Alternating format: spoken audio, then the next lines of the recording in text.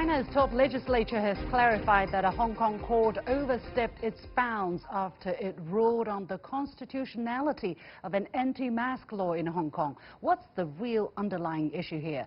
Meanwhile, the Trump administration has once again extended a waiver that allows U.S. companies to sell components to Huawei. Will the blacklisting of the Chinese telecom giant continue for as long as the trade war does? Welcome to The Point, an opinion show coming to you live from Beijing. I'm Li Xin.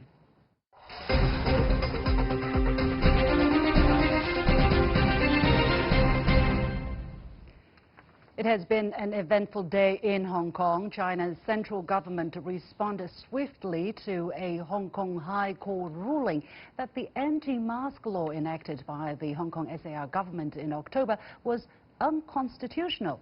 The Legislative Affairs Commission of China's top legislature, the Standing Committee of the National People's Congress, or NPCSC, said in a statement on Tuesday that such matters can only be judged and decided by the NPC Standing Committee, and no other organ has the right to judge or decide. Also on the same day, China's State Council appointed a new police chief in Hong Kong who started his tenure by supervising an operation to peacefully end the standoff between police and rioters inside the Polytechnic University. To help make sense of all of these developments, I'm pleased to be joined in the studio by Dunham, co-director of the Global Business Journalism Program at Tsinghua University, and Qiang, assistant director of the International Monetary Institute of the Renmin University of China. Gentlemen, welcome to the show. So it's indeed a very important day because this is only the sixth time in history that the National Committee of the Chinese people, the Standing Committee of the National People's Congress stepped in to help interpret the law in Hong Kong, and this only happens when there is very important issue, when there is a big controversy that the region itself cannot resolve, and it's when this National People's Congress Standing Committee step in to interpret the law. How do you look at this move? Basically, what the Standing Committee of the National People's Congress is saying, look, this High Court in Hong Kong did something which is not under its power, that it overstepped its bound, that it shouldn't have done that. Qiang, how do you look at the severity of this matter? I think this matter is rather severe because usually we all know that the legislators, like the Congress in America or the House of Representatives in the UK, they are legislators, so they went through all the process of the lawmaking. So therefore, I think we have a solid assumption that they do have the rights to interpret the law as it is. And as the judges, I think one of their job is to follow the law and using the existing laws to make the judgment on what has been done. So this is their sole job.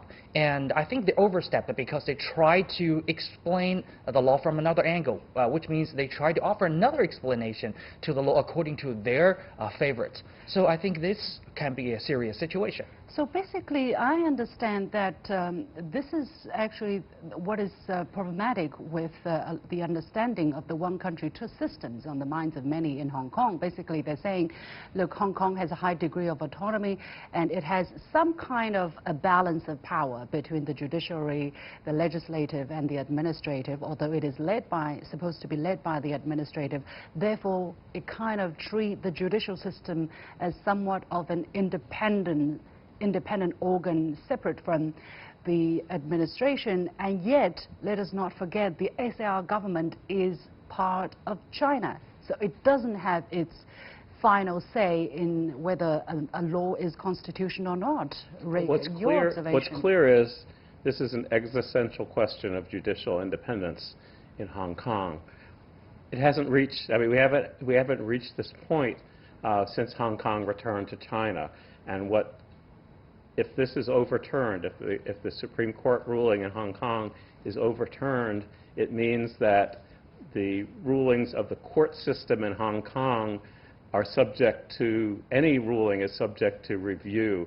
And the interpretations that the courts in Hong Kong have of the rights of people in Hong Kong are subject to review in the mainland.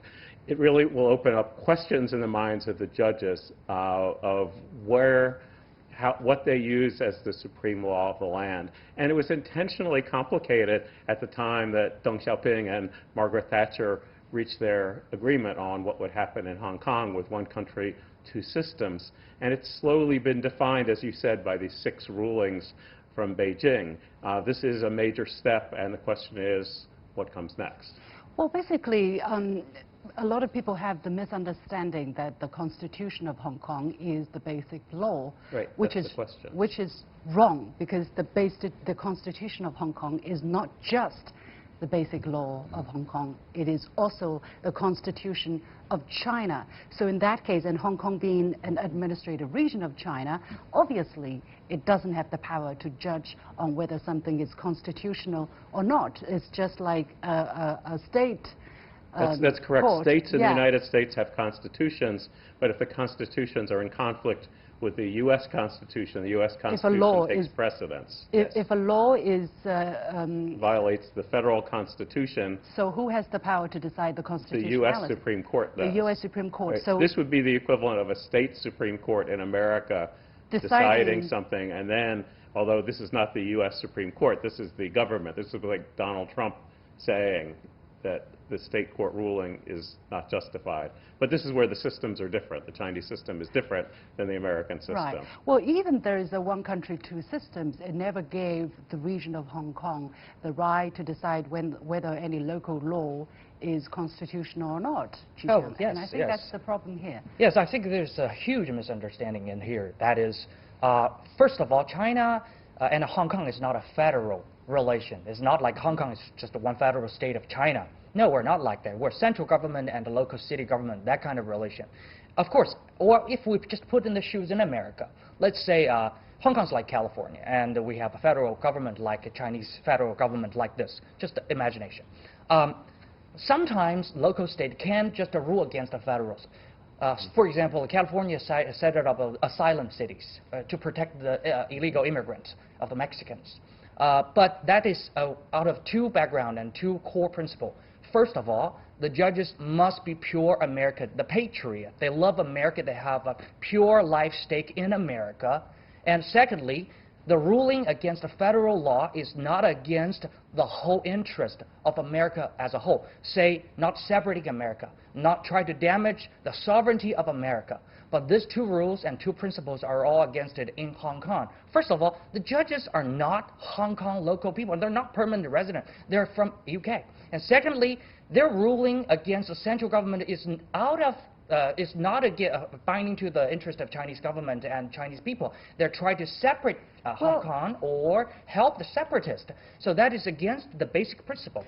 Well, I'm not sure in this case. Of course, a lot of people have raised the question of the nationality of the judges in Hong Kong, and I was talking to some people in Hong Kong. They acknowledge the problem, but they say if you strip all of the foreign judges of their job from Hong Kong, there will not be simply enough legal personnel to staff all of the courts and all of the judicial organs. So that is one thing. And secondly, although some judges in Hong Kong are foreign nationals, not all of them are biased. We have to say some of them, and especially, and we have heard interviews of some previous judges, for instance, they are taking a very righteous stance on this issue.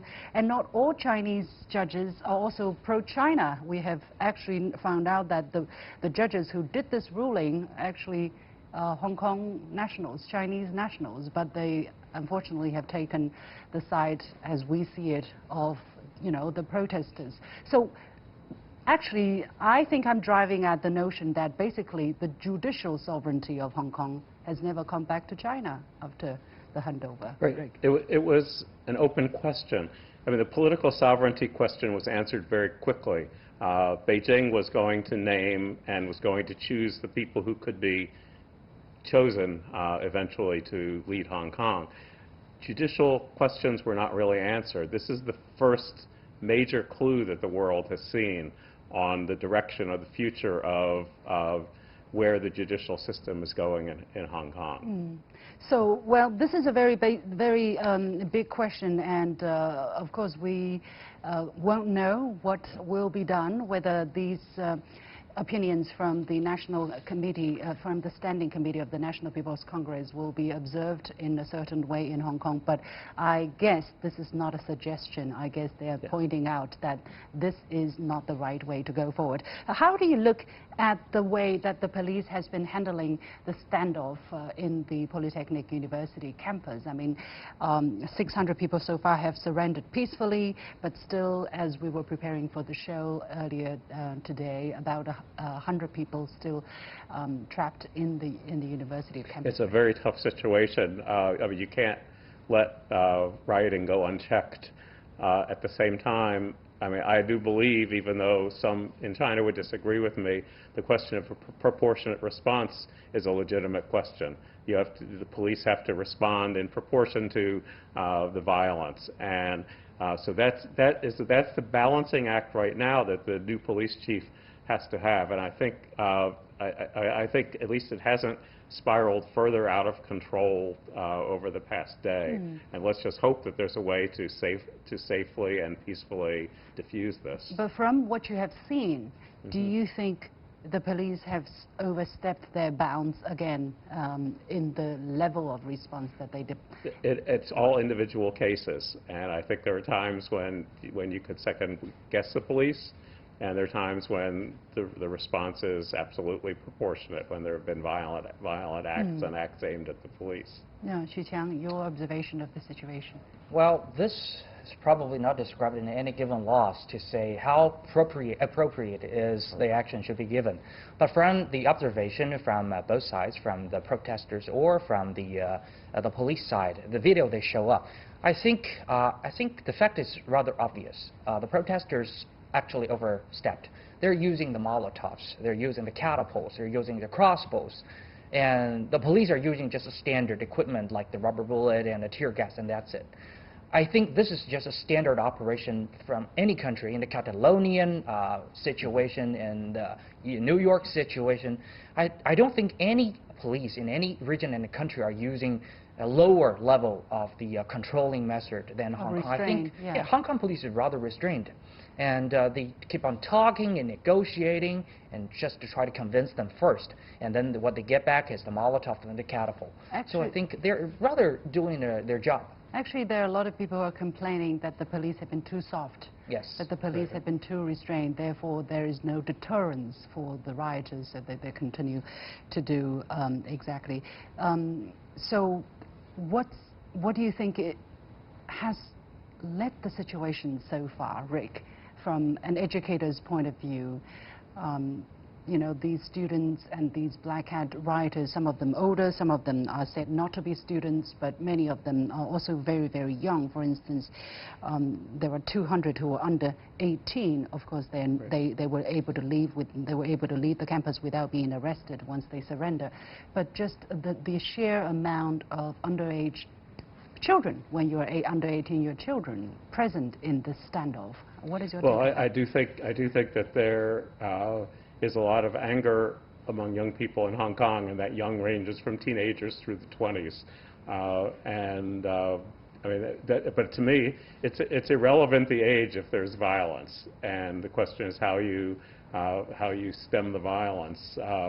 But it's a very difficult situation, because I don't see the end game, and it challenges the leadership of the police and of the government how you deal with it. I do believe that this is not primarily students. It happens to be on college campuses, but I believe that that's just the battleground right now. I don't think that it's a question of students versus the police. I mean, some are students, but I don't think it's a student uprising. I think it's part of the general situation in Hong Kong. That's the view of some, but there are other people who argue that the students have been condoned, have been tolerated in, for instance, they were practicing throwing petrol bomb in the swimming pool of the school. They were building petrol bombs in the school campus, and all of this have been allowed to go on, you know, before things came to this point.